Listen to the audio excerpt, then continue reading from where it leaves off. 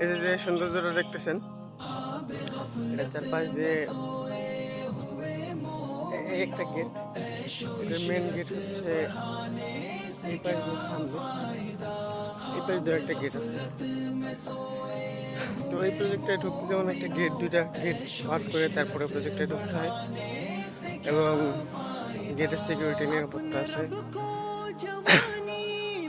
আজকে বাংলাদেশে ফেসবুকে, টুইটারে সব জায়গায় একটাই আন্দোলন, সেটা হচ্ছে মাদক বিরোধী। মাদককে না বলুন, সমাজকে সুস্থভাবে গড়ুন। এগুলো আসলে সব নাটক। কিভাবে নাটক? মাদকটা আসলে আসতেছে আমাদের দেশের সীমানা পেরিয়ে। আমাদের দেশে মাদকের চাষ হয় না, মাদকের ফ্যাক্টরি নেই। হ্যাঁ, তবে আছে একটা মদের ফ্যাক্টরি। এছাড়া যুব সমাজের কাছে সবচেয়ে জনপ্রিয়, যেটাকে গ্রাম্য ভাষায় আব্বা বলে আর সুন্দর ভাষায় ইয়াবা বলে, আরেকটা হচ্ছে অ্যাভেলেবেল, সেটা হচ্ছে গাঁজা। তো গাঁজাটা ঢুকে আমাদের প্রতিবেশী দেশ ভারত থেকে বেশিরভাগ গাঁজা, ফেন্সিডিল, মদ, আর ইয়াবার আব্বাটা ঢুকে আমাদের আরেক প্রতিবেশী দেশ মায়ানমার থেকে। তো এই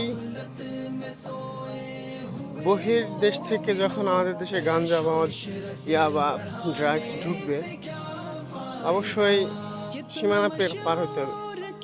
তো সীমানা তো আর আমরা একটা স্বাধীন সর্বমুক্ত দেশ, সেখানে তো আর এমনি এমনি যে কেউ চাইলেই ঢুকতে পারবে না। অবশ্যই সেখানে বিজিবি আছে, পুলিশ প্রশাসন আছে, তাদেরকে ওভারটেক করেই ঢুকতে হবে।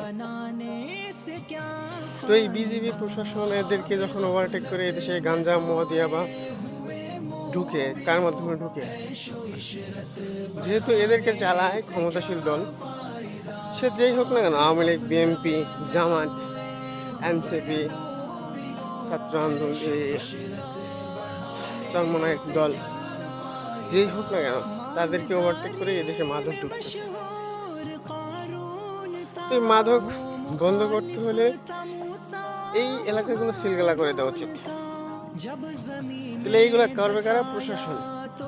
আর প্রশাসনকে এগুলা কে করাবে? নেতারা। প্রত্যেকটা মাদকের ডিলার, প্রত্যেকটা মাদকের সাথে জড়িত যে নেতা সকালবেলা বা দিনের বেলায় সূর্যের আলোতে বলতেছেন মাদক বিরোধী সোচ্চার হন, সে রাতের বেলা সেই মাদকে আসক্ত হচ্ছে না। তাহলে দেশে মাদক নির্মূল কিভাবে হবে? ওই গ্রাম্য একটা গল্প আছে যে উপর নিচ দিয়ে গাছ কেটে উপর দিয়ে পানি ঢালার ব্যাপার মতো। তো এরা দিনের বেলায় মাদকের আন্দোলন করে, সমাবেশ করে, সরকারি টাকাকে লুণ্ঠন করে, কোটি কোটি টাকা ব্যয় করে এই প্রচার প্রসারণা করে, আর রাতের বেলা যে ঠিক এরাই আবার মাদক নিয়ে আড্ডা করে।